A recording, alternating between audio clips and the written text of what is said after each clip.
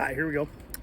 We are here in Camp Verde, Arizona, but we're not talking about Camp Verde, Arizona today. We are talking about Utah, some people would even say. Nobody says that. Nobody says that, though, except for me, maybe. So we got to Utah from Sparks, Nevada. We drove through, and it was a pretty good drive. It was the night after boondocking. Oh, right after boondocking. So we got there very late. Oh, that's right, very late. I remember that. And we got separated because we had to stop and you guys didn't. It was getting dark and I don't drive at dark. It went okay, but not a little bit nerve-wracking because I didn't know where I was going. And there was construction that you couldn't get in. Yeah, but at that point it was like 30 miles per hour, so that's not as big of a deal and there was nobody around. But the interstate, at least everybody's going the same direction.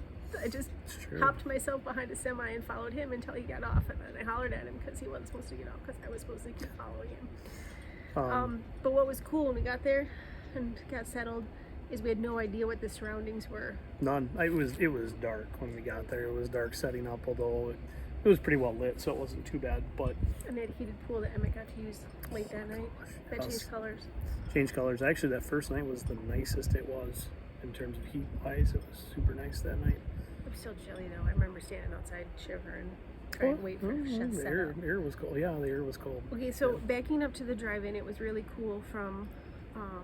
We swooped into Arizona briefly and then into Utah, but we came in like through these mountains, and they don't call them mountains, they still just call them cliffs, even though they're massive and they're red, which happens to be also what we woke up to the next day, which we had no idea. Right across the street was Red Cliffs Recreation Area. Yep. And so it was pitch black when we pulled in, and then the next morning light outside and it was just this massive red mountain. So that was really cool to realize that was there. Was it from St. George or was it before St. George, where there was basically through the mountains? Again, they're not called mountains, they're called just cliffs, but that was a gorgeous drive. It was still light enough to see everything, but then all of a sudden it got dark and we were driving, and I honestly had the thought of, is it really a campground here? I did see a KOA sign, so I was like, okay, we gotta be going the right way, but it was very difficult to picture what we were getting ourselves into. And so we got all set up. Emmett and I swam. I'm trying to remember if anybody else did, but Emmett and I swam that first night. And then when we woke up in the morning, it was gorgeous, just beautiful. We were surrounded by the cliffs, and as Amanda said, Red Cliffs Recreation Area across the street from us, which we did spend quite a bit of time at. Yeah, and then so we went into St. George, which was really nice. A little bit bigger city, and then we were outside in Hurricane. This surrounding areas were all the red cliffs surrounding, and I really think that was one of the places that I thought I could live here. Sure. Like, it was just nice and calm, and their winters are mild, and it was very the scenery was very welcoming, and people were nice too. But so we went into St. George one time for trick-or-treating. We spent time at Red Cliffs. We went to Zion. Popped a bunch of bike tires. I think really we spent a week there. Originally, you see that bright green grasshopper? It's like that big. No, I made of maybe a praying mantis, actually. It's huge. No, it's a grasshopper. I think it's Jiminy Cricket. Oh, Jiminy. Yep, train of thought. Choo choo, Zion. Okay, so let's talk about the Red Cliffs. Oh, and Culver's. That's right. Yeah, Culver's. Let's talk about the Red Cliffs. That was right across the street. Yeah, so the first time we went over there was the kids and I went. We took our bikes, and the original trail that we were going to go on was there. We started on that trail, and then we deviated a little bit, and as we started to get, it was literally across the street. Like, we just in. It was good. We started driving a little bit, and we stopped to get water or something, and we looked down, and there were the goat heads were in our tires, and so we decided we better go back because we were pretty sure that our tires were going to be flat. We should say we didn't know what goat heads were. We kept, I was reading reviews for different places, not just this place, but goat heads that are awful. Goat heads. I'm like, what are goat heads? Or is it just another term for sandbar? Because that's kind of the way people were describing it. Like, we didn't really know what goat heads were until we discovered Oh man, what goat heads I think were. the puppies probably discovered them first on their poor little paws. They're basically like a natural tack. Yeah. And they don't bend, they don't give. They are so sharp, they will go through your shoes, and obviously they will pop tires. We ended up popping 6 out of 8 tires on that trip. So we didn't even get all the way back, and tires were already flat. We had to walk bikes back because the tires were flat. So, so we've got them all fixed now, but now everybody's afraid to go anywhere. So, so that was the first time we went to Red Cliffs. And then you could actually drive back in a ways, which was good. There were some hiking trails, and there were dinosaur footprints up there. And that was the first time that everybody went. We took the puppies there too. We climbed up and saw some really cool things. We saw some lizards. We saw tarantula, and of course the dinosaur footprints. Those were neat too. So, and that was a very pretty area. We actually had cell service there, so we each called our parents. And did, I don't know, Facebook Messenger, FaceTime, or whatever, one of the two, and showed them the area because it's very pretty. And then we went back a third time and did another hike. I think it was just me and Ethan and Emmett, right? We did a third hike there, which was also a really nice hike as well. So, very nice area. I think we probably would have spent more time there. If we'd have gone maybe a little earlier in the week. Did I say already that when we first took off, our original plan was to be in Utah the entire month of October? No, yeah, that was our original plan. Plans shifted. We spent longer at the ocean. Yep, we spent longer at the ocean. They actually were supposed to get snow when we were leaving, so that's one of the big reasons we left. I just don't know how I feel about specifically our rear kitchen. I don't know how to shut the water off to it without opening up the underbelly, so that makes me kind of nervous for freezing temperatures, because that's the only one I can't really control that well. So anyway, that's one of the reasons we were leaving that area. But other things that we did go to Zion National Park. We drove up one day. We did Paulus Trail, which is a accessible trail, paved the whole way. Dogs could be there, so there were dogs and bikes. Dogs and bikes, a lot of e-bikes that were rented out. I wasn't expecting the deer. Oh yeah, we had deer probably 10 yards away at times, kind of all over the place in there. So it was pretty neat, and just great views. Yeah, Zion was really nice. So we only drove, and then part of it, depending on what time of year, we had like a week later we could have drove it, but they were still doing only shuttle for part of it. Zion is gorgeous. It's very neat. It's very pretty. I think we got a lot out of it just driving through. I know a lot of people like to hike it, but at the same time, and I shared this in one of our travel day talk show tips, you know, the Red Cliffs back in Hurricane, where there's very few people around, has a lot of similarities to it. And so I think I liked Red Cliffs a little bit better. I think we're kind of exploring those national recreation areas a little bit more, so we're planning to, rather than just focusing on the national parks, because the national parks are really busy. Yeah. They really, really are. And there's things that are very similar or even better. Not that you shouldn't visit the national parks. That was well worth it. Yeah. But there's also like gems around it. It's okay, Zoe. Hey. That puppy looks like you. Zozo. Okay. Okay. So yeah, I was calling Red Cliffs Mini Zion because it really looked like it. Zion was just absolutely massive. And then you drove up it, and there was a tunnel. Couple tunnels. That was a mile long in darkness. Kids thought it was great. I didn't love it so much. It was kind of weird though, because like they said that it would close, but then it didn't. Yeah, at because 6 p.m. we were late coming back, and we got through anyway. They just didn't have it controlled anymore, so that was different. But yeah, Zion was really good. We all enjoyed that. We did take a trip into St. George, and it's always nice to find a little taste of home when you're out in the middle of nowhere. And so we got into when we were coming through, everybody saw signs for Culver's, and of course we had to stop at Culver's and get food and of course custard. So that was kind of nice to have that. Would like to see some quick trips out here. Just saying. Can't be Quick Trip, although we've had decent decent gas stations. They aren't. I save 5 cents a gallon at Shell gas stations. 5 cents a gallon. 5 cents a gallon.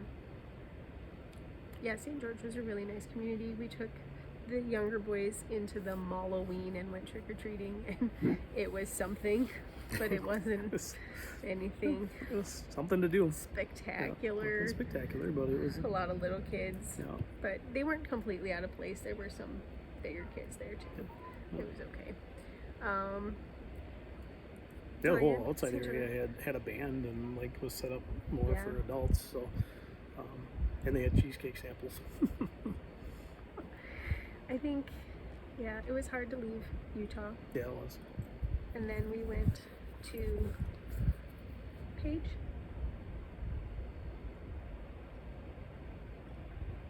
Yeah, I think so. I can get the RV book and find out. We went to Page. Okay, went to Page next. Which was we were right on Lake Powell, which is a man-made lake and dam. Yep, Glen Canyon Dam. From the Colorado River. Yep, Colorado River, yeah. The dam is insane, like massive, and no idea how they would have built all that, even though it tells you inside the museum that they have there. Like just crazy. But where the campground was really, really nice. Yep. Tons of sidewalks, you know, the roads were all paved. The sites were paved. They really nice, except for goat heads. They were almost everywhere, even like on the roads, and for some reason they're sneaky, and so it was really, really near impossible to hard to walk the dogs. Zoe did find some spots where she finally felt comfortable doing her business, C20 and C22, which were part of a closed loop, but we walked through it anyway. Otherwise, we did a couple of times go to the visitor center at the dam because they did have a nice big green grassy area. Yep. So at Page, we went on a couple hikes, and there was Horseshoe Bend, which was a nice hike, very popular. You had to pay to park there. Tourist attraction, and it was worth it. But here again, the kids say that the ones that you went on and climbed up separately, they say that was better. Yeah. Just we're getting really good at finding visitor center and getting a lot of information, and then a lot of research done online too. Somebody does research.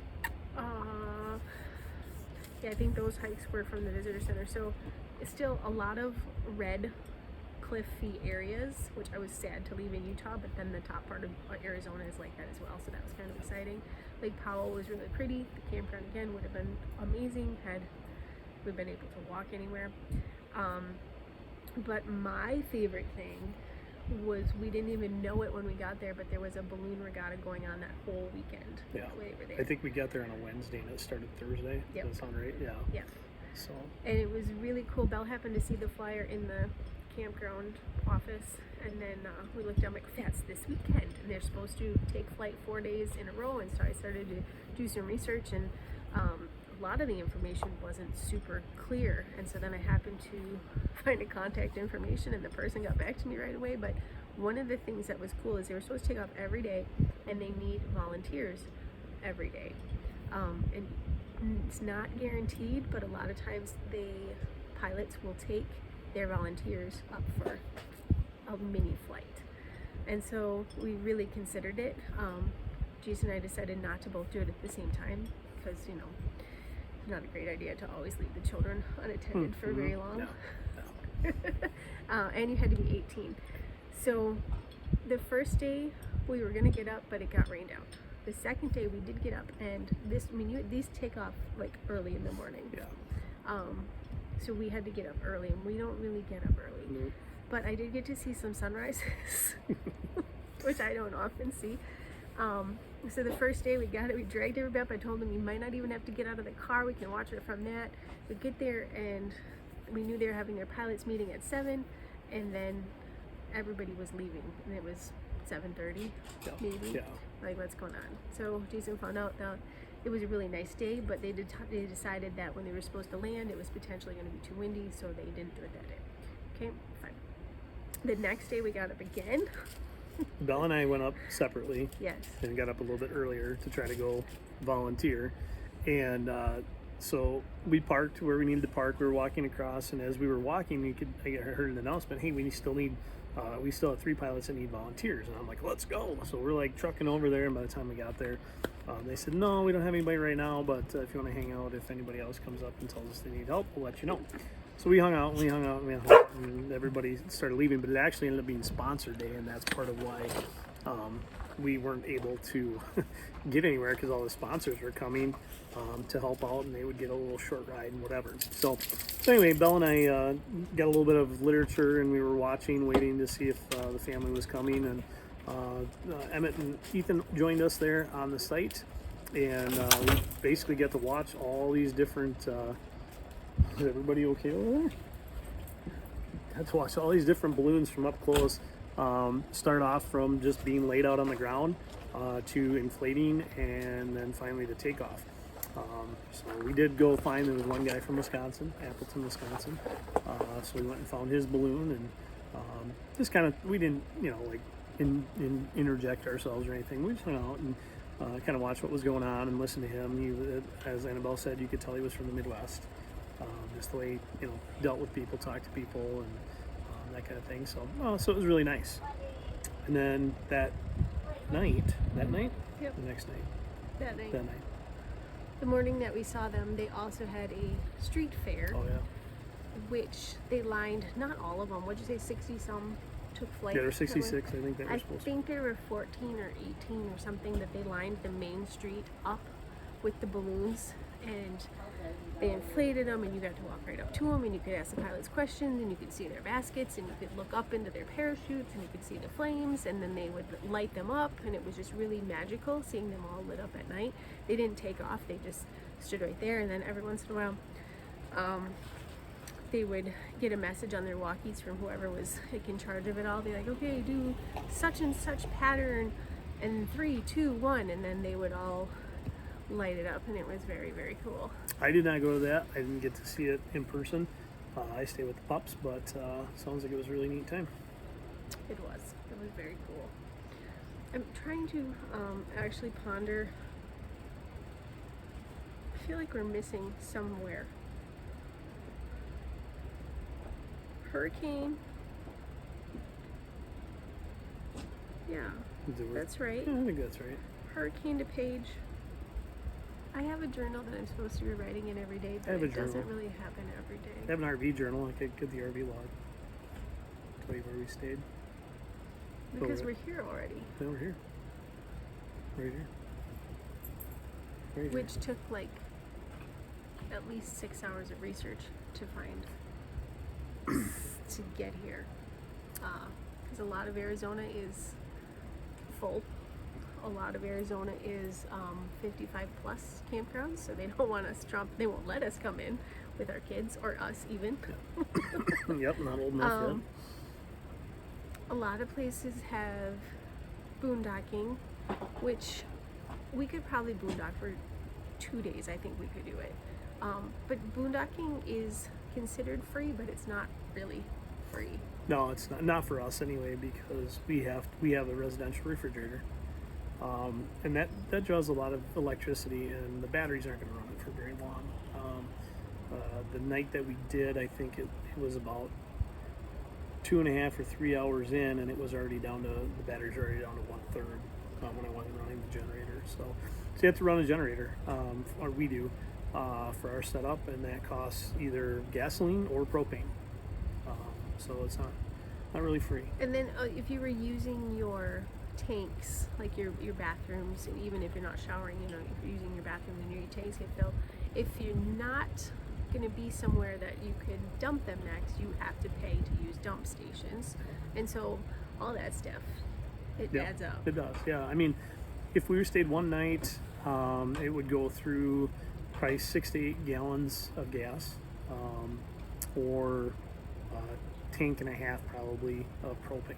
And honestly, if you're around other people, they don't want you running your generator all night long. It's like a lawnmower running all night long. So you look at that and you go, all right, well, if it's $4 a gallon, which gas has been all over the place, honestly, since we've left for our trip. It's been kind of all over. So say it's $4 a gallon. You're running through 6 to 8 gallons. You're talking $30. Same with propane. If you're doing a tank and a half, you're talking $25 maybe. Then the dump is usually $10 to $15 somewhere. So you're already talking, you're spending the same amount of money per night that you would spend if you're staying in a campground. But they are hard to find here in Arizona. So. But I have the rest of Arizona is officially booked, baby. So yeah. So that's our next update, and we'll be doing another one of these on where we're at now, Camp Verde. We went to the Grand Canyon in there. Oh yeah, we did. That was from. Yep, we have another stop in between. That's Yep. right. Yep. Cameron. Yep, Cameron. After Page we went to was Cameron. Cameron, and then it was here. Yes. Yep. You're Okay, right. so I didn't know that. She had to talk me through it.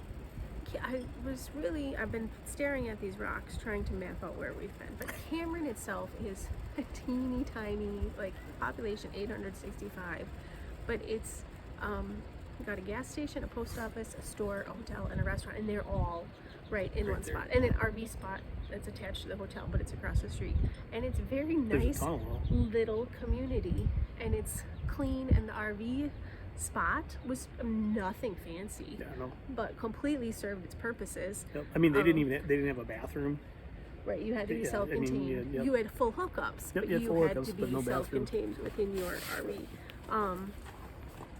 So there wasn't a ton of space to be or walk there either, but you could walk around the campground. But the thing is there were some stray reservation dogs and horses. And horses. Yeah, the horses couldn't get into the campground. Yeah, they could have, I think, because that was open on the bottom end. But we actually, when we first got there, we actually said, well, this isn't so bad. Maybe this is somewhere we'd stay a couple extra nights if we could. Because it was cheap. Because it was cheap, yeah. But when the dogs started running around, and and the dogs never really bothered us, but you just never know. Right. So that's always tough. Our dog, Zoomer especially, he's been snuck up a time or two with just regular city dogs, and he's kind of nervous sometimes.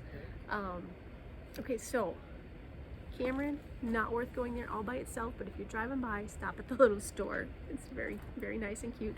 You guys tried prickly pear cactus milkshake and so good. Fried Navajo bread. Both were really good. 2 thumbs up from everybody. And then there was nothing to do there. But from there, we took one day and went to the Grand Canyon. Yep, Grand Canyon was good. So it was a little bit of it was probably, I don't know, half hour to the east entrance from Cameron. And then, of course, you just drive in. And it's a little bit different than other national parks that we were through. A lot of the other national parks, you would stop somewhere and then you get out and hike. These were more just pull in and take a look. I mean, there were some walks and things like that, but it wasn't anything crazy. So when we pulled in, we talked to the ranger. He was super nice, and said, "Yep, there's 9 spots to stop on the way to the south entrance, which is as far as you could go."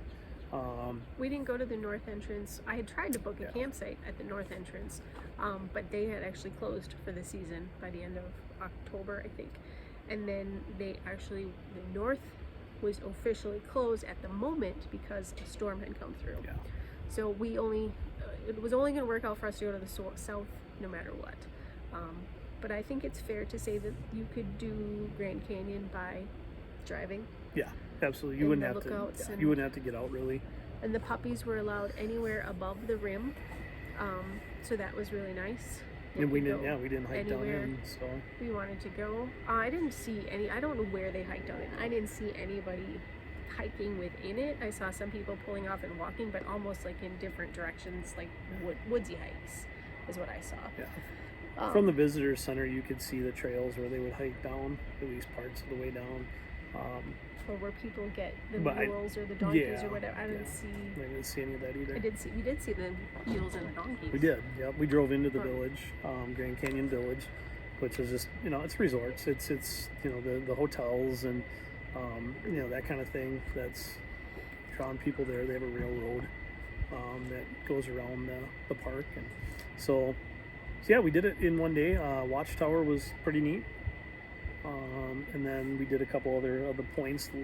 I can't remember the name now. Lipa Point, I think, was one of them. And so you just pull in and you could take a look, and you'd walk maybe a couple hundred yards and take a look, take some pictures. A lot of the pull-offs, you wouldn't even have to get out of your car if you didn't want to. Yeah, that's true too. So yeah, it was definitely worth going because we had actually talked about that. Like, is it just going to be more of what we see while we're driving? And the answer was no. Well, our question was like, kind of like the goat heads. What were goat heads? Were they sandburs? Is this really like what we're seeing on from the sides? Only we're going to be looking down, and it's going to be more massive. Not in any. I think we offend people when we asked a few people that question a little bit, but because everybody's just in awe of it, and it was great. I'm glad I've been there. Yeah. I'll probably go somewhere else instead of going back to the Grand Canyon again.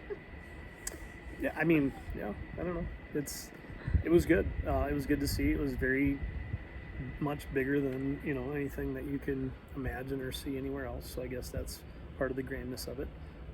Owen had a great time. You did, and part of that might have been because there wasn't a whole lot of hiking to it. Sure. So yeah, we only spent 2 days in Cameron.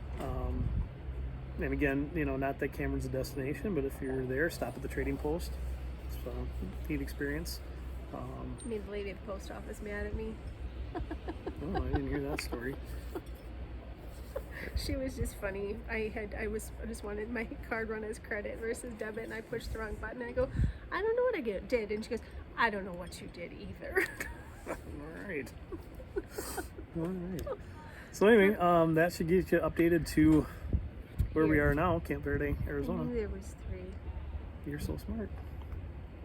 I'm also getting chilly because it's chilly in the shade.